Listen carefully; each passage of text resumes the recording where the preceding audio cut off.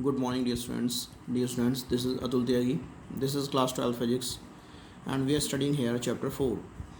Dear students, in lecture 11, we have studied about force between two parallel current carrying straight wires.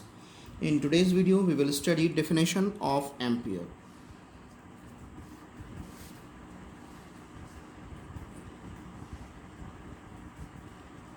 Definition of ampere.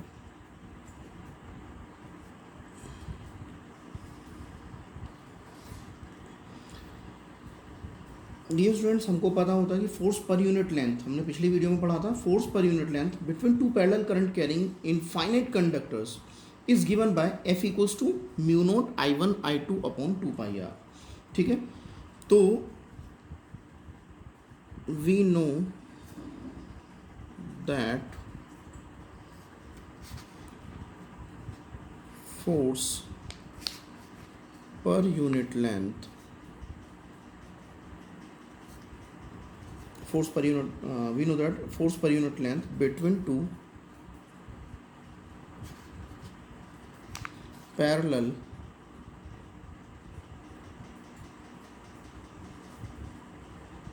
current मतलब वही electric current carrying infinite लिख दें, infinite wires is given by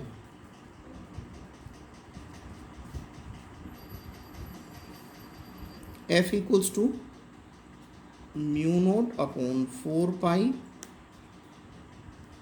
into I1 I2 upon 2 pi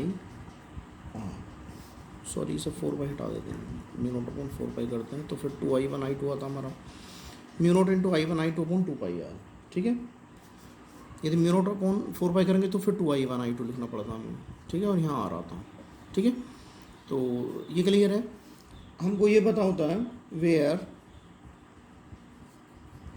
mu naught हमारा कितना होता है हमको पता है. Mu naught equals to 4 pi into 10⁻⁻7 tesla metre per ampere, या फिर हम ऐसे भी कह सकते हैं 4 pi into 10⁻⁷ weber per metre per ampere. ठीक है, क्लियर है. यदि हम यहाँ पर I1 की वैल्यू 1 एम्पियर पुट कर दें और I2 की वैल्यू भी उतनी पुट कर दें, मतलब इक्वल अमाउंट में पुट करें, यानी कि I1 इक्वल्स टू I2 और दोनों का मैग्नीट्यूड कितना है 1 एम्पियर. ठीक है, इसके साथ साथ एंड R इक्वल्स टू, क्योंकि दोनों जो वायर थे वो हमारे पैरेलल थे और 1 मीटर डिस्टेंस पर थे, तो हम लिख सकते हैं R इक्वल्स टू 1 मीटर. तो इस सिचुएशन में F कितना होगा हमारा, if I1 equals to I2 equals to 1 ampere and R equals to 1 metre, then from equation first, इस इक्वेशन फर्स्ट कंसीडर कर लेते हैं, we get F equals to, ये म्यू नोट की भी वैल्यू रख देते हैं हम 4 पाई इंटू 10⁻⁷ इंटू I1 की वैल्यू कितनी है 1, I2 की वैल्यू कितनी है 1 अपॉन 2 पाई इंटू R की वैल्यू कितनी थी, ये रही 1. ठीक है, तो 1 से 1 को मल्टीप्लाई करोगे 1 आएगा, फिर 1 से डिवाइड तब भी 1 आएगा. ठीक है, दैट्स वाई पाई से पाई कैंसिल हो गया, 2 से 4 कैंसिल हो जाएगा 2 times. F equals to 2 into 10⁻⁷.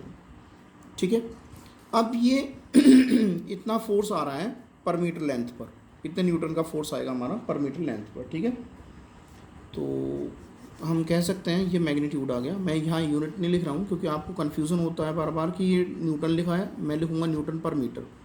ठीक है, आप वरना एफ की वैल्यू यहाँ पर लेकर चलेंगे 2 इंटू 10⁻⁷. ये रियलिटी में पर मीटर लेंथ पर लगने वाला फोर्स है. ठीक है, तो न्यूटन पर मीटर कहा जाएगा यहाँ पर. तो हम 1 मीटर को कैसे डिफाइन कर सकते हैं, सो 1 मीटर, सॉरी 1 मीटर बोल रहा हूँ मैं, 1 ampere can be defined as, इसे डेफिनेशन को पहले हम समझ लेते हैं.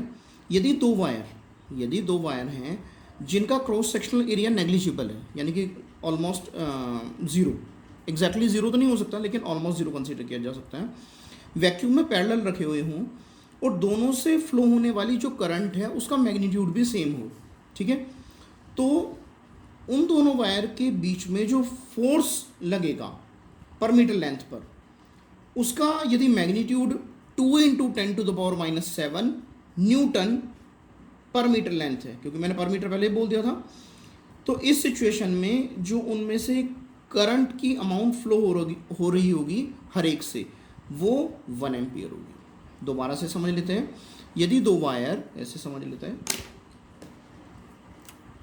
यदि ये दो वायर हैं हमारी, ठीक है, इनका क्रॉस सेक्शनल एरिया ये जो है हमारा वो नेग्लिजिबल हो, ठीक है, वैक्यूम में रखे हुए हों, ठीक है, पैरेलल हो, पैरेलल दिख रहे हैं आपको, दोनों के दोनों पैरेलल हैं, ठीक है, और दोनों से फ्लो होने वाली जो करंट की अमाउंट है वो इक्वल हो, मैग्नीट्यूड में इक्वल हो, चाहे वो सेम डायरेक्शन में है तो आपको पता है कि फोर्स ऑफ रिपल्शन होगा और फोर्स ऑफ अट्रैक्शन होगा, और डिफरेंट डायरेक्शन में है तो फोर्स ऑफ रिपल्शन होगा, ठीक है। आपको ये पहले ही बताया जा चुका है पिछली वीडियो में कि यदि सेम डायरेक्शन में होते हैं इलेक्ट्रिक करंट तो अट्रैक्ट करते हैं, फोर्स मतलब अट्रैक्टिव होगा, और यदि डिफरेंट डायरेक्शन में तो फोर्स जो होगा हमारा वो रिपल्सिव होगा, ठीक है। तो यदि ये दोनों से इलेक्ट्रिक करंट की अमाउंट भी इक्वल है, ठीक है, और इनके बीच की जो डिस्टेंस है वो 1 मीटर है, पैरेलल रखे हुए हैं, ठीक है, यदि इन दोनों पर फोर्स लग रहा है पर मीटर लेंथ पर, हर एक मीटर लेंथ पर, हर एक metre, next 1 metre, next 1 metre, next 1 metre, next 1 metre, ठीक है, तो इस सिचुएशन में जो फोर्स यदि हमारा 2 × 10⁻⁷ न्यूटन का फोर्स लग रहा होगा पर मीटर लेंथ पर, ठीक है, तो इस सिचुएशन में इनसे जो करंट की अमाउंट फ्लो हो रही होगी वो होगी 1 एम्पियर, इससे भी और इससे भी, ठीक है, बात क्लियर है, तो इसे लिख लेता है। The strength of current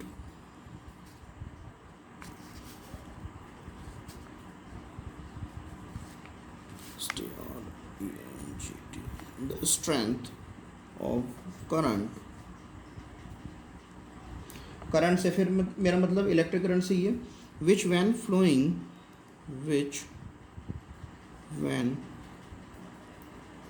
flowing through two parallel infinitely long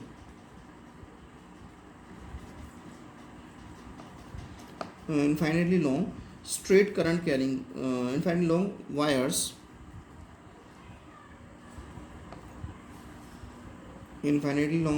placed in vacuum, पहले ऐसे लिख लेते हैं, of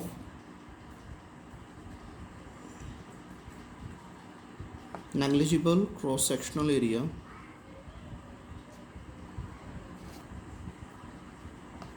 placed in vacuum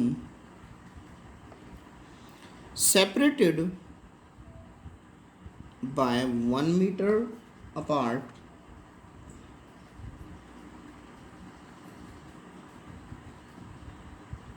produces a force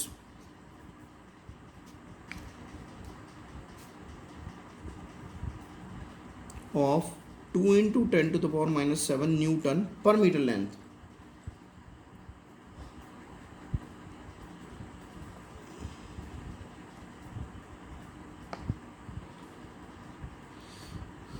बल्कि यहाँ से ऐसे लिख लेते हैं, it is the strength of current, it is the strength of current which when flowing through two parallel infinitely long wires of negligible cross sectional area placed in vacuum separated by 1 meter apart produces a force of 2 multiplied by 10⁻⁷ Newton per meter length. Okay, इसे थोड़ा सा learn करने के लिए थोड़ा सा हम split कर लेते हैं इसे थोड़ा थोड़ा। पहले हम स्टडी करेंगे it is the strength of current, ठीक है, which when flowing through two parallel, ध्यान रखने वाली बात है यहाँ पर पैरेलल मेन है, parallel infinitely long wires, infinite length के हैं, of negligible cross sectional area, ठीक है। कहाँ पे रखे हुए हूँ? प्लेस्ड इन वैक्यूम, वैक्यूम में रखे हूँ। कितना डिस्टेंस उनमें सेपरेशन हो? सेपरेशन होनी चाहिए 1 मीटर, ठीक है। और वो जो प्रोड्यूस करते हैं, कितना फोर्स प्रोड्यूस करते हैं? 2 × 10⁻⁷ न्यूटन पर मीटर लेंथ, ये भी लिखना मस्ट है। तो इस सिचुएशन में जो इलेक्ट्रिक करंट की अमाउंट होगी वो होगी हमारी, उनसे जो फ्लो होने वाली इलेक्ट्रिक करंट की अमाउंट होगी उसे हम बोलेंगे 1 ampere. So this is the definition of 1 ampere. Thanks for watching, have a wonderful day. Please press the subscribe button, hit the bell icon, select for all, and like the video. Thanks for watching. God bless you and keep you safe. Have a nice day. Once again, thank you for watching. Thanks again.